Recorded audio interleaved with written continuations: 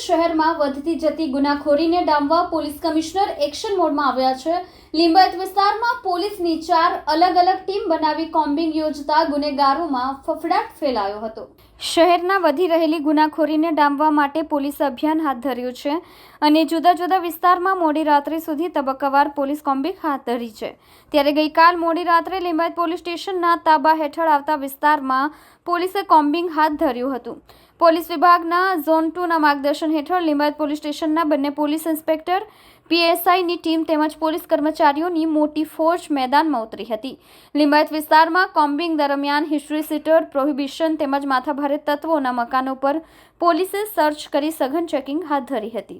આજ રોજ Limbayat police station વિસ્તારમાં કાયદો અને વ્યવસ્થાને નિયંત્રણ માટે અને જે વિસ્તારમાં ગુનેગારી કરતા તત્વો છે એના ઉપર કંટ્રોલ રાખવા માટે એક સ્પેશિયલ ડ્રાઈવનું આયોજન કરવામાં આવ્યું છે।